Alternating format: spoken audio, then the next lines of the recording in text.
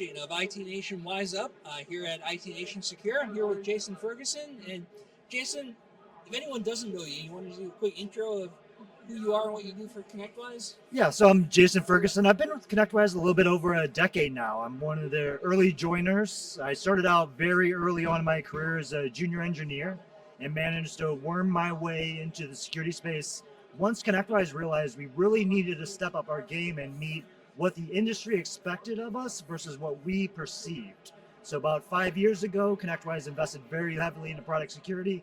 I was lucky enough to be brought over as one of the initial members. And over the last 5 years, I've established myself now as up and coming senior director of product security here at ConnectWise. Primary role besides managing internal vulnerabilities and programs is handling our vulnerability discovery program and our external communications with partners around vulnerabilities, risks, and anything related to security, product or not. So I know you've been talking about ConnectWise stuff all week, all day. What I want to talk to you about is the reality that MSPs are starting to find themselves in. We're talking about doing hyper automation. They're all writing scripts. They have been writing scripts even before any of the RPA or bots or anything came around, just in PowerShell or even VB script back in the day. And some of these organizations aren't necessarily thinking about an infosec perspective, right? So if you're a small company, if you're just getting started in that, do you have any advice? How do you start taking security into consideration for that? Like what should you be thinking about, given the reality that MSPs really are today software companies, even if they're not, traditional software companies? Well, I think you hit the nail on the head. This isn't anything new. MSPs have been developing scripts and essentially software for over a decade to do their tests. The thing that's changed is we've enabled them to rapidly do those functions. The job market has upskilled itself. We have enough programmers. Now with ChatGPT, it's easier than ever to build those scripts. But the question that I have is, where are those scripts being held? Yeah. I've joined some organizations where you access an S drive, and that is where every internal script that can be used across the organization is held. In those scripts are passwords. There's internal company assets that you don't necessarily want to be exposed, but they're hard coded in. So my first thing that I'm going to ask any MSP is, one, where are you storing your code? Are you using version control? So in any major software shop, before you make a change, it's tracked. We can tell the difference between before and after. Yep. There's a hard, it's essentially called a commit. Today, most MSPs, they're running scripts off of shared drives. If somebody were to modify something, make a mistake, make an error, none of that change is tracked. And how do you recover from that? Right, so that's problem one. And then real quick, I want to touch into problem two that I have. Let's hear it. It's something I'm a little bit concerned about, but the quality of testing, right? So we're used to executing scripts and they run, and you have a gentleman or a young lady who maintains that for a period of time. But if that script's anything like my script, it was written 10 years ago, I understand how it works. Does the next person who's going to be taking my job over understand how that works? Do they know how to roll it back if something goes wrong? Yeah. Those are all things we think about from a software security perspective or just a security perspective. Can I roll back? But when we're scripting and making these mass registry edit changes and all these functional decisions, can we revert? And it's an interesting problem. It is. What about from a testing perspective? So if you write a script in maybe an RMM and then roll it out to 5,000 endpoints or 10,000 endpoints, that's not necessarily a good idea to be doing quickly. Like, how do you start dealing with the reality of different environments, or the fact that just because it ran on your internal stuff or worked on one client, doesn't mean it works everywhere, right? Well, you just hit the nail on the head that I was going to expand on, right? It works on my machine, which is the old development mantra, right? So before we had Docker and Vagrant and all these systems, I would develop locally on what's called, in my case, WAMP, Windows Application Management, Windows Apache Server, right?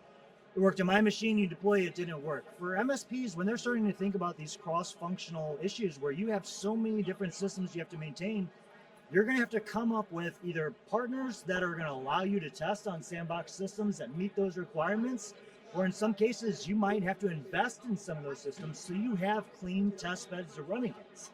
There's a big difference between Windows 7, Windows 10, and even Windows 11 with how they behave. And not only on the Windows environment. So think, for example, way back when you used to have issues with not every machine had PowerShell installed, so you had to check for that. And now you Oh, have different versions, right? so let me terrify everybody, right? So PowerShell is a known entity within our world. MSPs are used to using PowerShell. We're used to using Java. Is PowerShell fun to write, Matt? Have you ever written PowerShell before? You know what I do? I kind of pretend it's C sharp.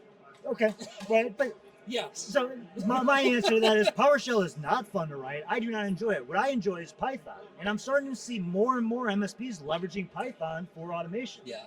Now there's a random problem with that, and that's if you're not compiling that Python binary, you have to install Python on those end user systems to interpret. So that's why we leverage things like PowerShell today. Exactly. It's natively available. There are controls in place.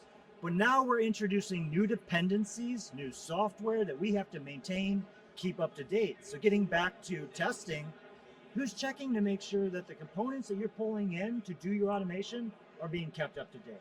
If you're writing C# code, are you keeping your NuGet packages up to date? What's your patch management look like for the tools you're using to build your tools? So I got to say this: my favorite language is still Perl. Anyone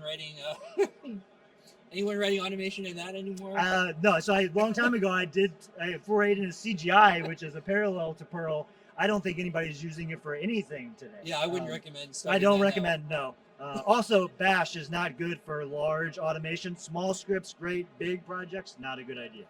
Bash is so clunky, like trying to deal with function and control in it. It's just ugly. Bash is not designed to establish a framework around, but if you need to kick off some quick scripts on a Linux environment, Bash is where to go. But I think you touched on something. Most organizations today, I think, are using PowerShell as their primary, just because it's there already. Yep. But when you talk about the NuGet packages in C#, you have the same issue in PowerShell with third-party dependencies. That's also not only from just a is it going to work function, but we see all the time in the news, right, or on threat feeds about this third-party library is now compromised. How do you deal with that as a developer? It's too far. So one, not only do you have to worry about that problem, but you also have to remember, don't leave those remnants behind. If you don't need that script to persist and has dependencies with it, wipe those dependencies out after you run your script. Don't leave remnants of software behind that's going to become out of date. The other answer, and it's tricky because it's kind of, and I hate to say this, but it's a feeling. You have to get a feel for the packages you're using. Yeah. How well are they maintained? How often are they updated? Was the last commit 2 months ago or 2 years ago? Those types of decisions can help guide you to what is a supportable, maintainable package.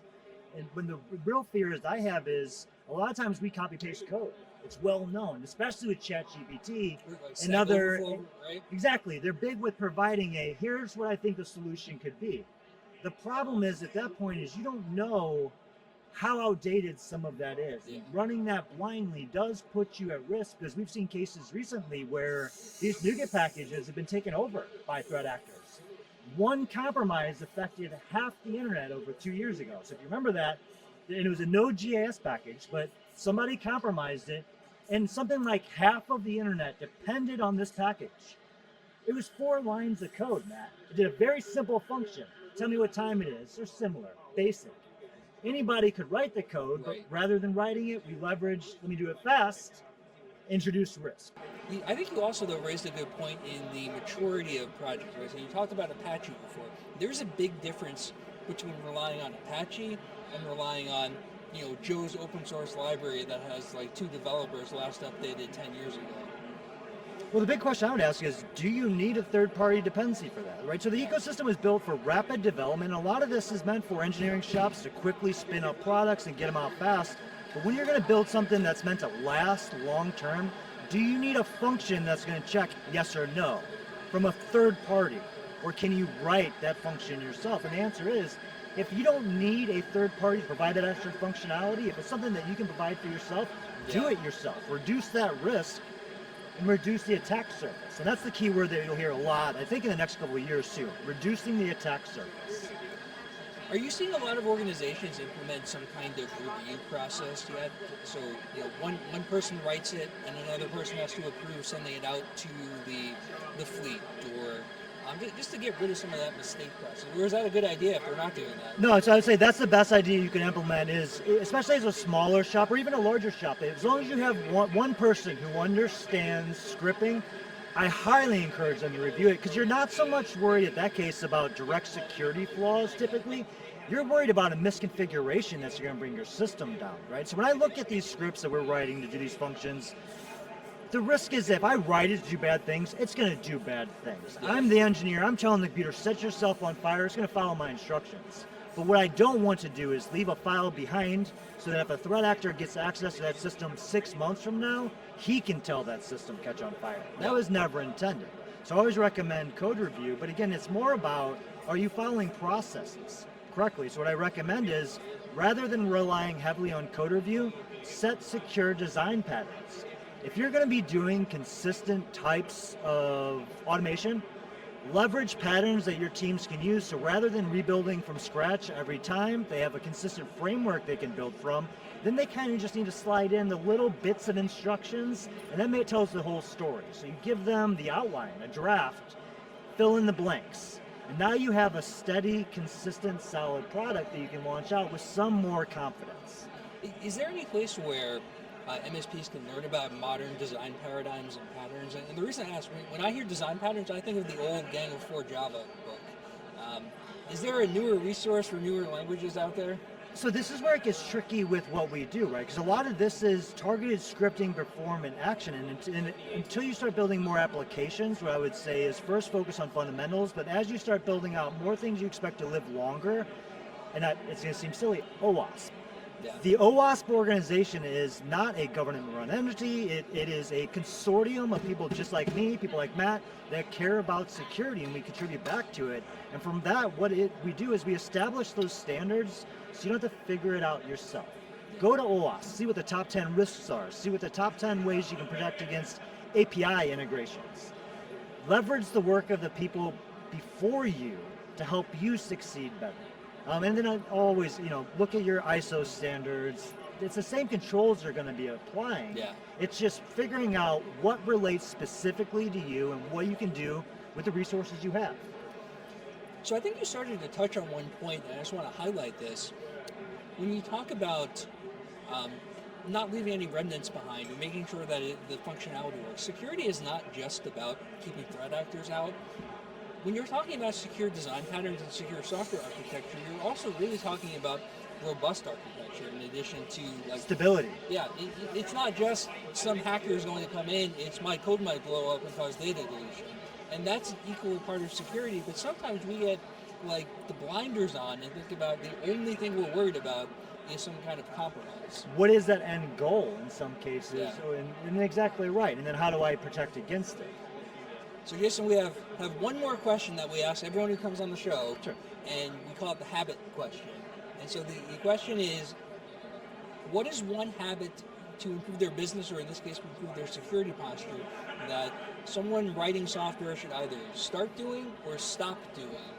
I can think of a lot of stop doing ones. No, this is a good one. This is a start doing. And I like this because you segued into one thing that left off that I wanted to touch on, right? So here's the one thing I want everybody to start doing. As you're inheriting new code that you don't understand, a lot of you are new in your roles, or you're new in this company and you're inheriting somebody else's scripts.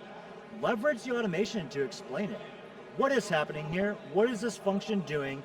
Is there a way I can use this more efficiently? So rather than telling ChatGPT to go in and say, hey, I need a script that does X, Y, and Z, find some things that are already available and understand why those choices are being made. Or if you're working with a script that you don't understand, you're like, I can't figure out what's happening, leverage those tools to figure it out. Ask, why are you doing this? And have ChatGPT explain it back to you.